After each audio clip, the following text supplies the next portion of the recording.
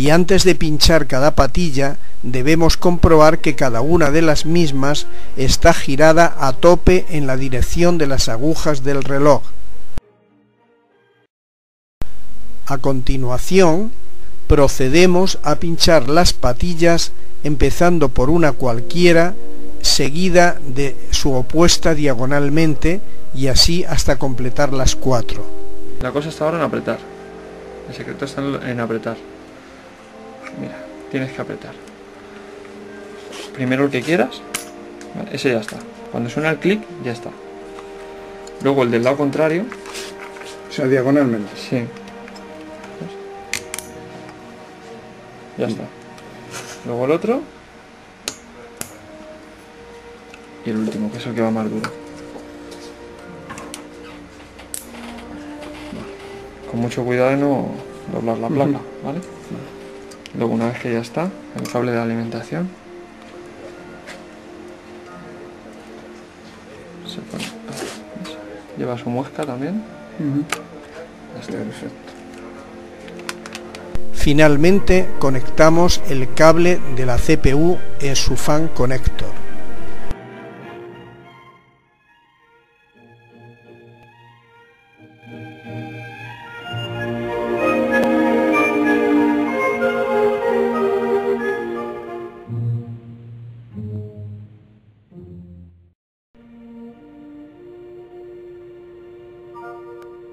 Capítulo 12. Paso 4. Inserción de las memorias de trabajo. Aunque ya hemos hablado en un capítulo anterior de forma general sobre la memoria RAM, en este capítulo vamos a centrarnos más en el aspecto práctico de su montaje. La placa base de nuestro kit de montaje tiene 2 pares de bancos de memoria DDR2 Dual Channel, es decir, de doble canal. El orden de ocupación debe seguir las siguientes normas para que funcionen los bancos como de doble canal o Dual Channel. Si solo colocáramos un solo módulo, este habría que pincharlo en el zócalo más próximo al micro, pero se perdería el Dual Channel. Si tenemos 2 módulos de la misma marca y capacidad, tendríamos que pincharlos en nuestra placa en los bancos de memoria amarillos para que actúe el doble canal. Si tenemos 3 módulos de memoria, también perderíamos el doble canal. Si tenemos 2 módulos de distinta marca o capacidad, tampoco funcionaría el doble canal y tendríamos que ocupar los 2 bancos sucesivos más próximos al micro. Pero lo ideal es que todos los módulos sean de la misma marca y capacidad, o al menos por parejas. La forma de pinchar las memorias es muy simple. El único cuidado que debemos tener es con la polaridad. Para ello hay que observar la muesca que lleva el módulo y hacerla coincidir con la del banco o slot.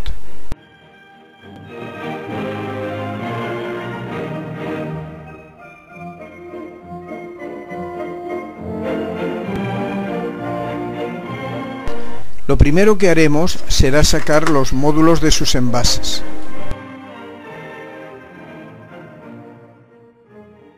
Ver la muesca o muescas de polarización que lleve y polarizar debidamente los módulos para que sus conectores coincidan perfectamente con los del banco o slot. A continuación abrimos las pinzas que llevan en sus extremos los bancos o slots de memoria. Colocamos el módulo de memoria sobre el banco debidamente polarizado y apretamos sus extremos. Cuando la placa está suelta, como en nuestro caso, en la práctica profesional, se suele hacer como estamos viendo que lo hace nuestro experto montador. Cuando se pincha bien el módulo, vemos que las pinzas extremas del banco giran hacia el módulo abrazándolo y se oye un clic.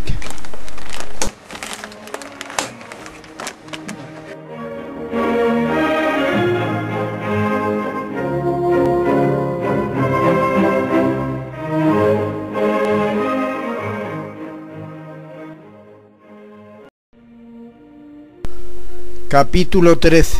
Paso 5. Colocación de la placa base en la torre. En la bolsita con la tornillería vienen dos piececitas de plástico que se deben colocar como soportes aislantes en las esquinas de la placa base y en el lado más largo de la placa base que queda más hacia el interior de la torre. Estas piececitas de plástico, que algunos denominan cositos, se utilizan con el fin de que la placa base apoye bien en el soporte metálico de la placa base, pero en perfectas condiciones de aislamiento eléctrico.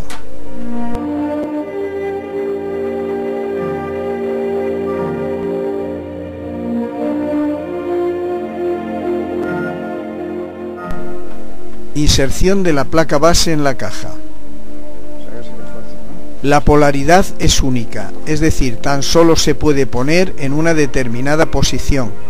La referencia nos la da la coincidencia que tiene que haber entre los puertos de la placa base y la placa troquelada de puertos de la que ya hablamos anteriormente.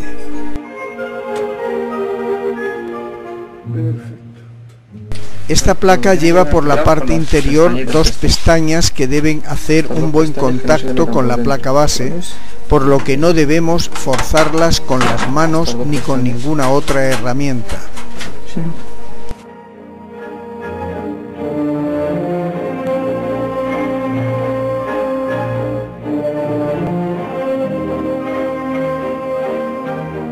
Tienen que rozar arriba. O sea que no se pueden levantar así con la mano para que no rojen. Tienen que rozar para que haga tierra todo eso.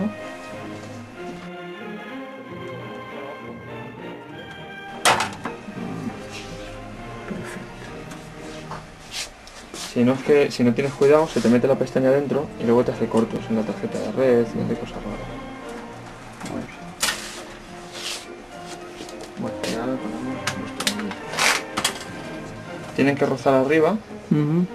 O sea que no se pueden levantar así con la mano para que no rojen. Tienen que rozar para que haga tierra todo eso.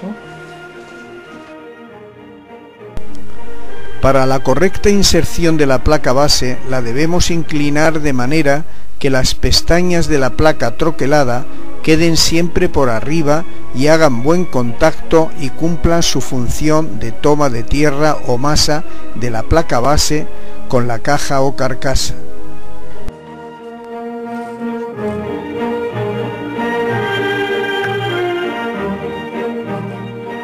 Atornillado de la placa base.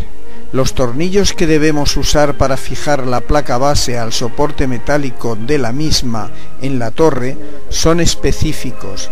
Tienen que roscar perfectamente los tornillos macho-hembra que ya atornillamos en la caja.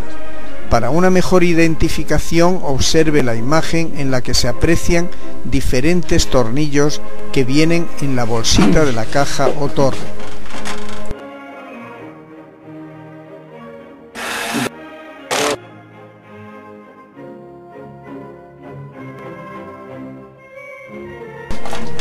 Aunque los profesionales suelen utilizar un pequeño atornillador eléctrico con punta magnética para que no se caigan los tornillos, en realidad basta con un simple destornillador al cual también podemos imantar la punta.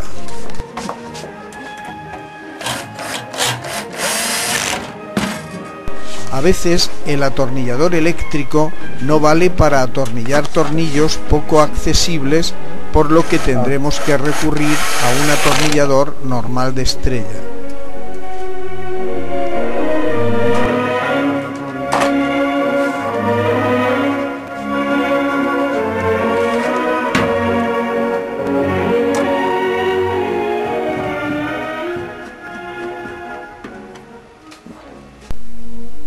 Capítulo 14.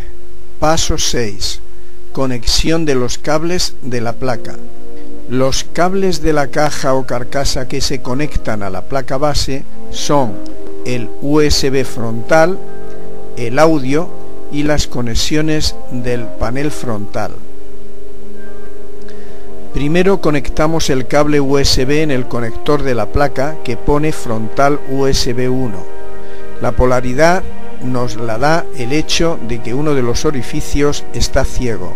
simplemente donde pone F frontal USB 1, pues directamente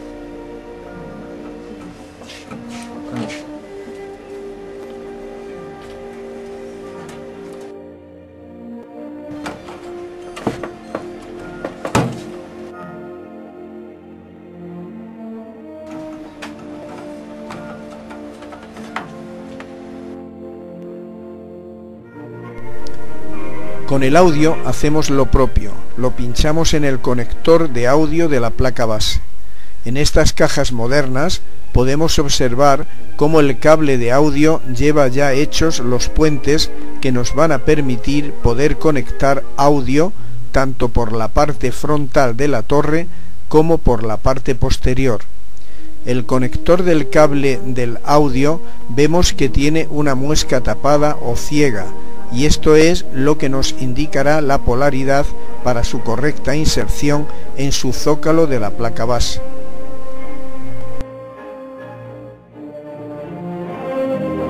A continuación procedemos a la conexión del cable de audio.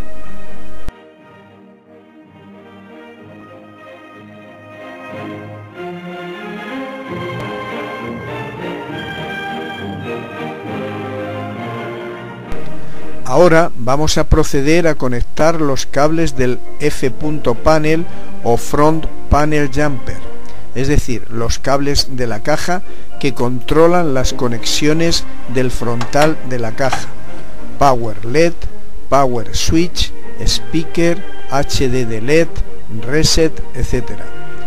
Aunque ya lo vimos al hablar de la placa base, lo primero que vamos a ver es la ubicación de dicho Front Panel en la placa base GA945PS3.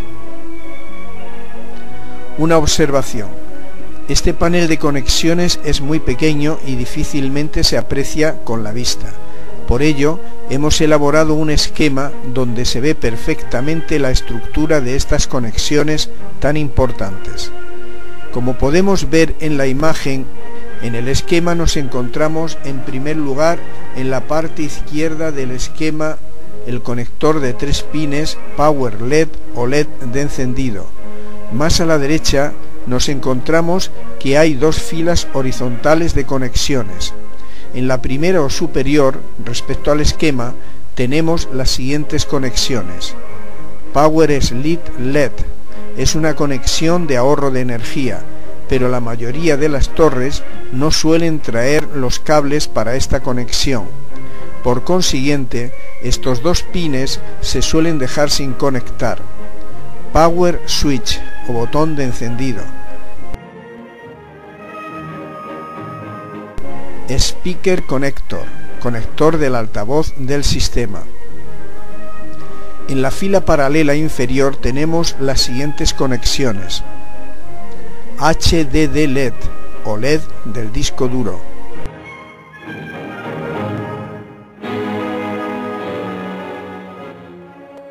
Reset, botón de reset. Bien, a continuación procedemos a conectar los cables del panel frontal. Speaker. A continuación vamos a conectar el cable del altavoz o speaker.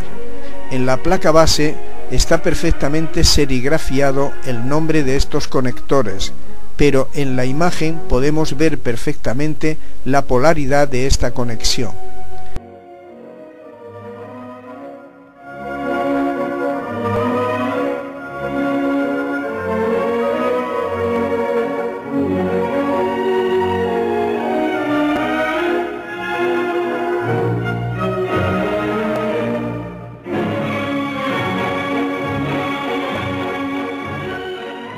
HDD LED.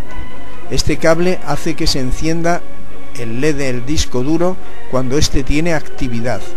Igualmente observaremos en la placa los pines que le corresponden y para ello la imagen que estamos viendo nos ayuda a determinar su correcta polaridad e inserción.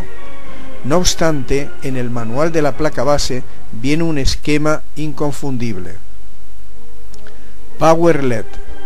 El Power LED es el cable que alimenta el LED de encendido. Consta de 2 cables, el verde y el blanco.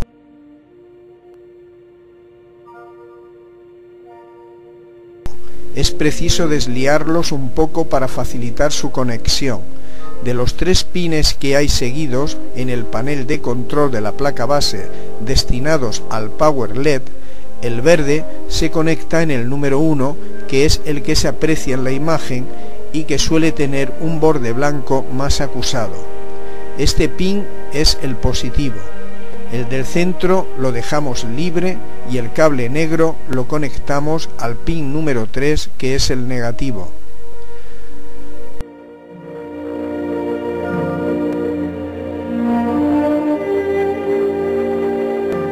Power SW o Power Switch. Este conector es el del botón de encendido. Si este cable no se conecta, el ordenador no puede arrancar ni tan siquiera encenderse. Es un conector de 2 pines que se conectan en los 2 pines que claramente se encuentran serigrafiados en la placa base. Como referencia de polaridad podemos observar que la parte del conector del cable donde va serigrafiada la expresión Power SW mira hacia fuera de la placa base. Reset. Finalmente conectamos el reset. Este cable conecta el botón del reset con los pines de la placa base que controlan el reseteo del ordenador. Al igual que los otros, sus 2 pines se pueden perfectamente apreciar tanto en la placa base como en el manual de la misma. No ofrece ningún misterio, máxime viendo su conexión real mediante las imágenes del vídeo.